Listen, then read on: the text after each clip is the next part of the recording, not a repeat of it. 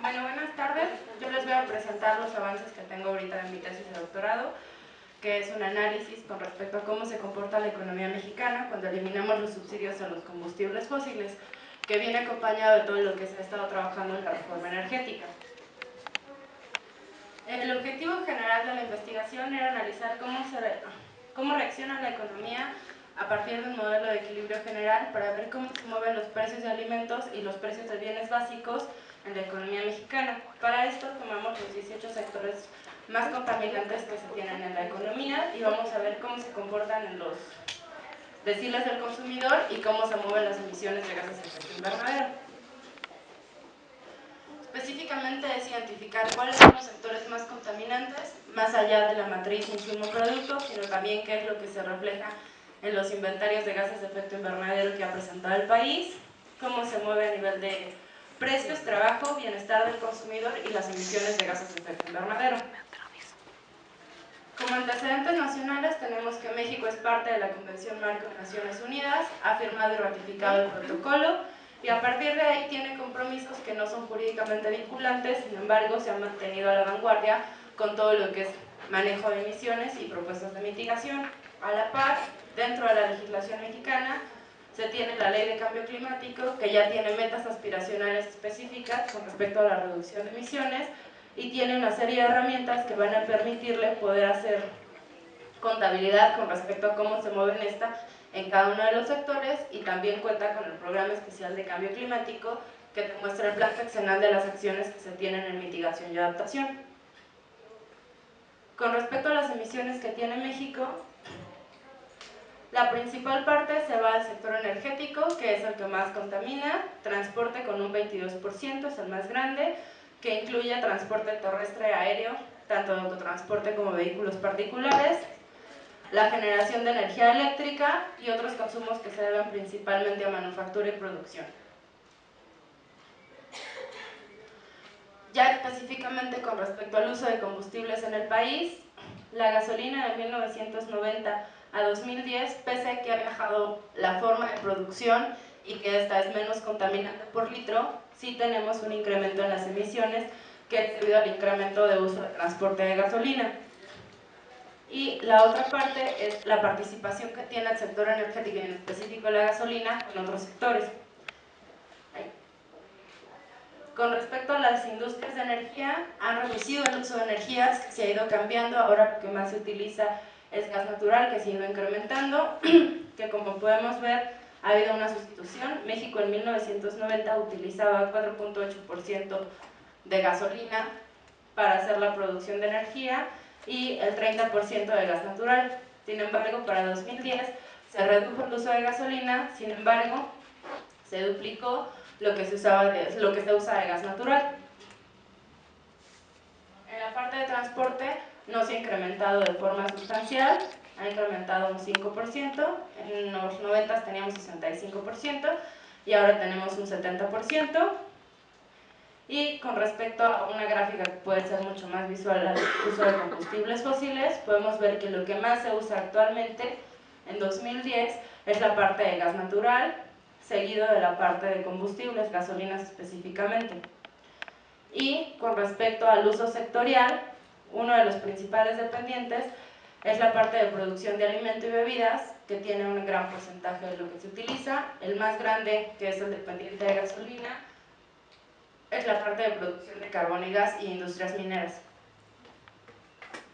Con respecto a qué se ha dicho a nivel internacional de la eliminación de subsidios, México es parte del G20 como uno de los grupos internacionales a los que participa y desde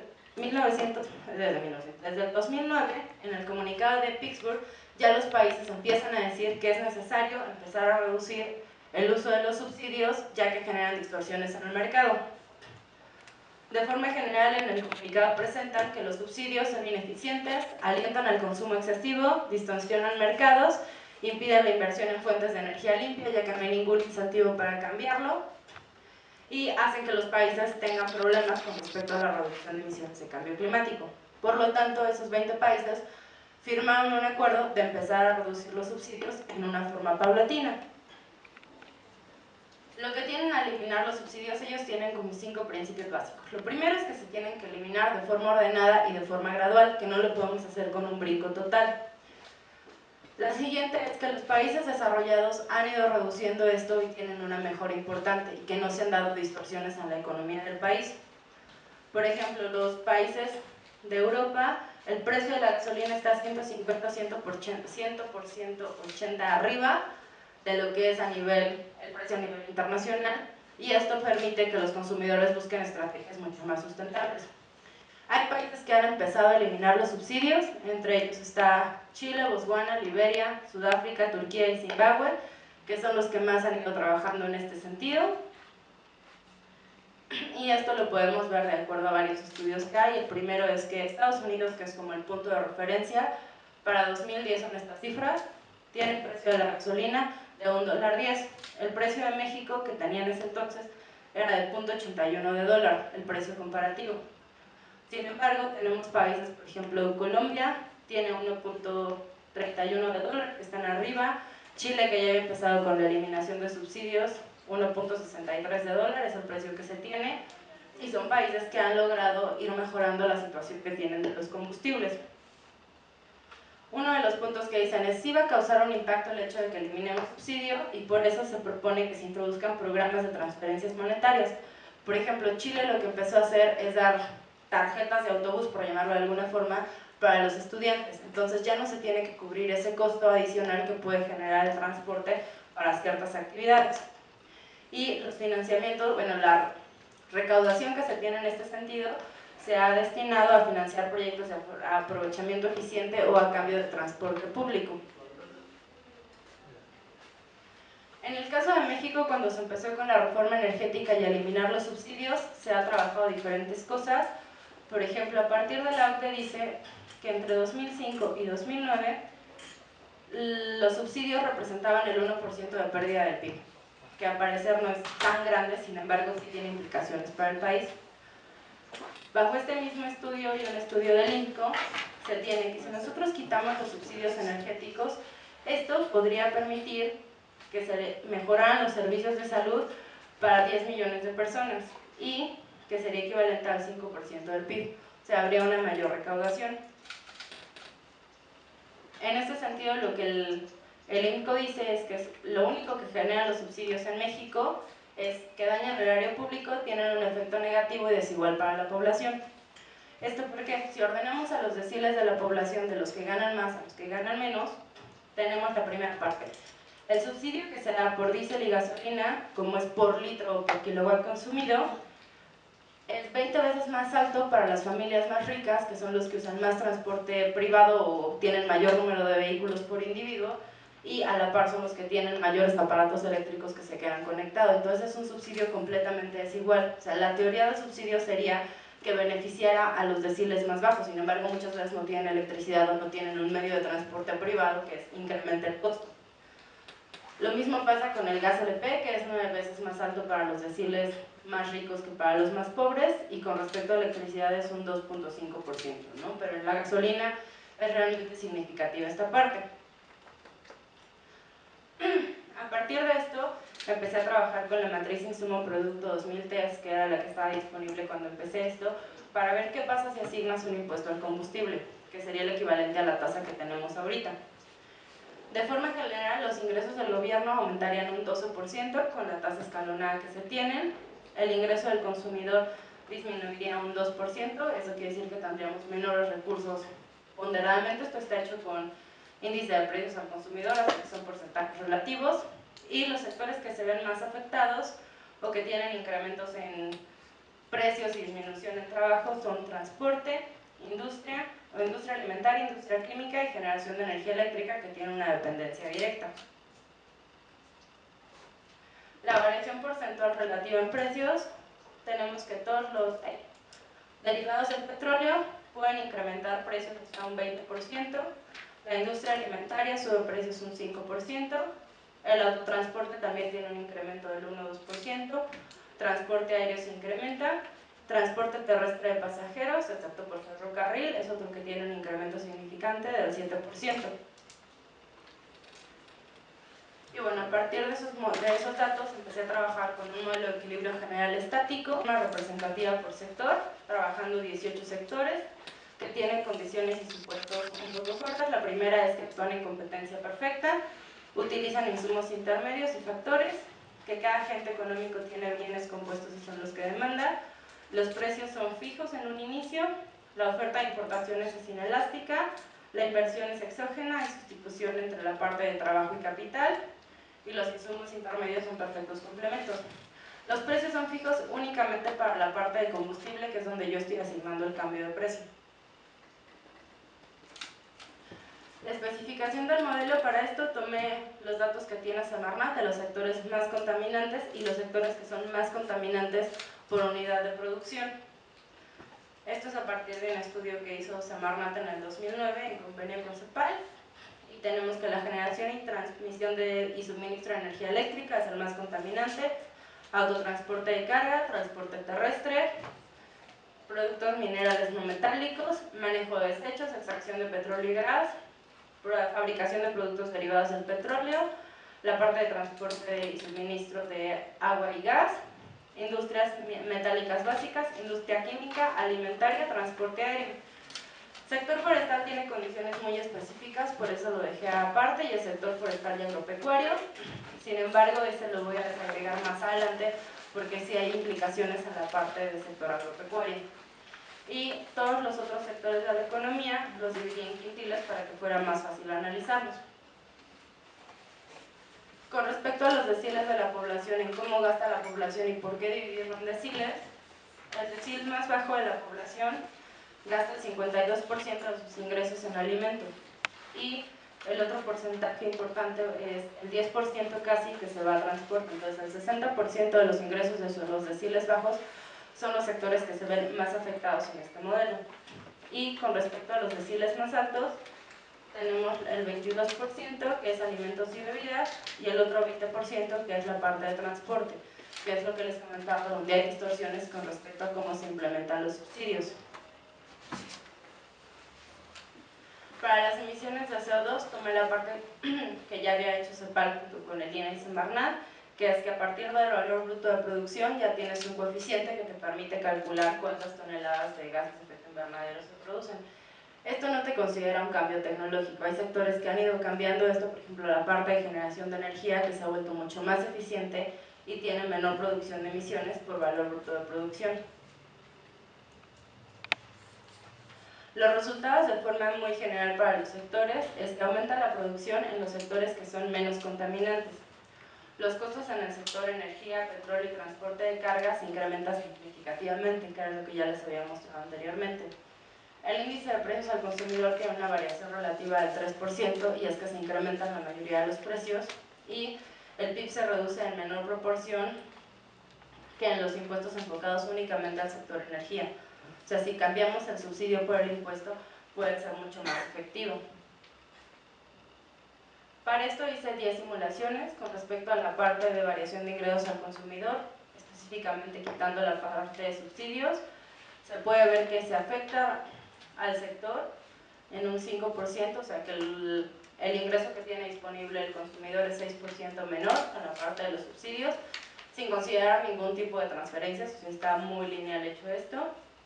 Y con simulaciones que fueron poniendo impuestos a la parte del sector energético, podemos ver que sí hay una disminución, sin embargo no es tan considerable.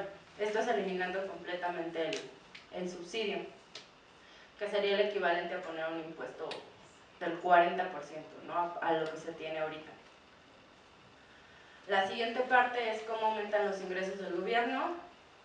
Si se hiciera la transferencia completa de esto sin considerar los diferentes enfoques que tiene la reforma energética ahorita, se podría ver que hay un ingreso del gobierno del 87%. ¿Esto por qué? Porque Pemex pagaba muchos impuestos.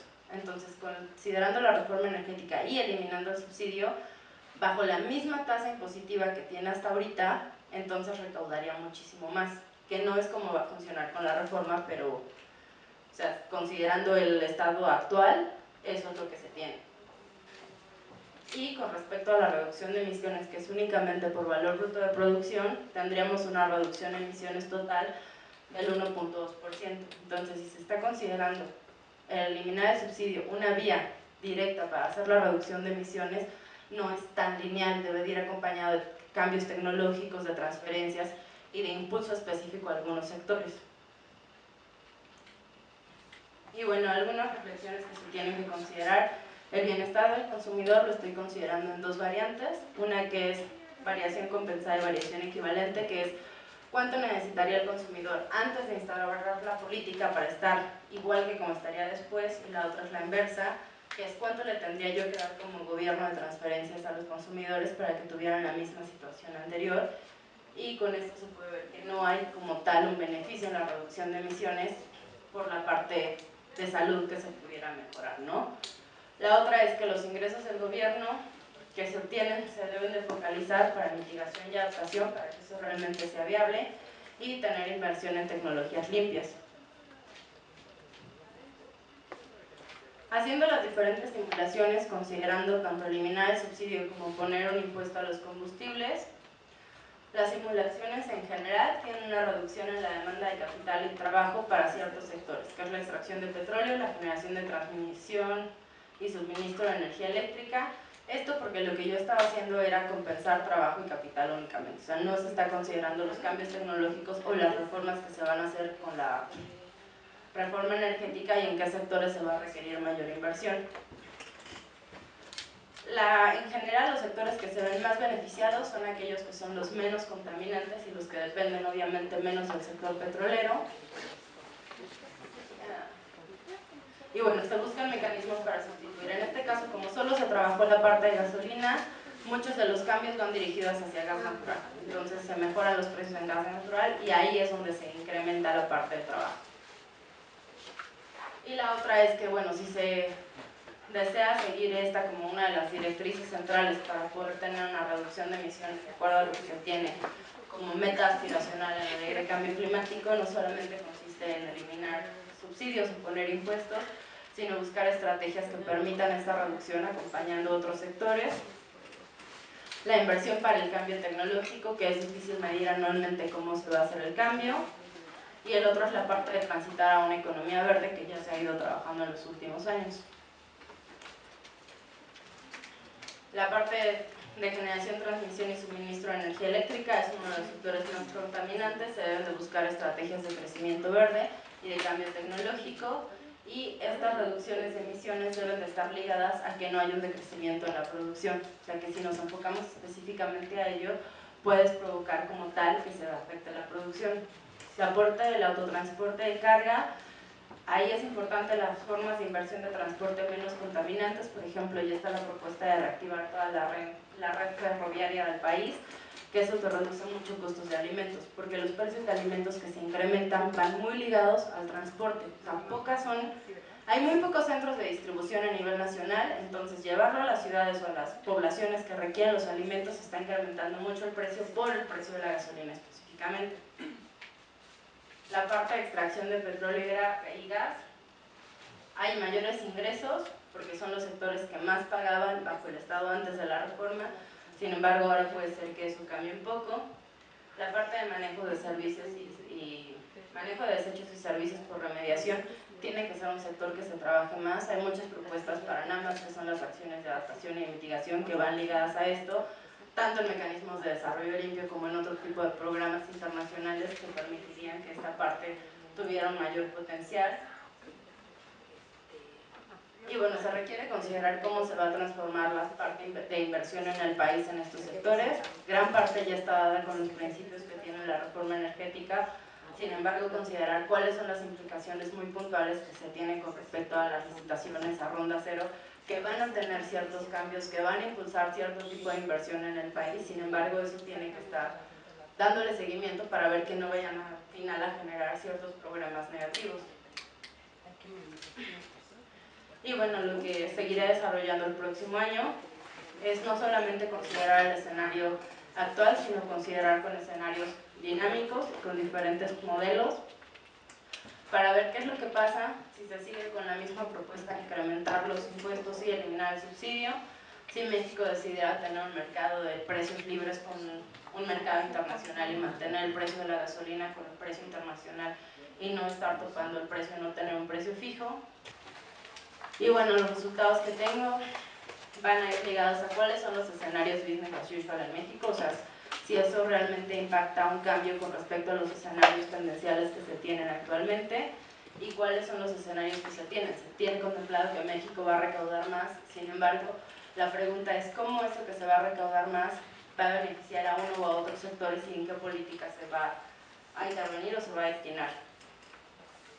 Y la última parte es ver si realmente los subsidios en otros países sí ha funcionado para la parte de recaudación porque son subsidios dirigidos, o sea, Chile sí tiene muy focalizado al menos el 20% de lo que recauda adicional en precios de gasolina, sí está destinado a políticas específicas, la importancia del cambio tecnológico y las tendencias de reducción de petróleo.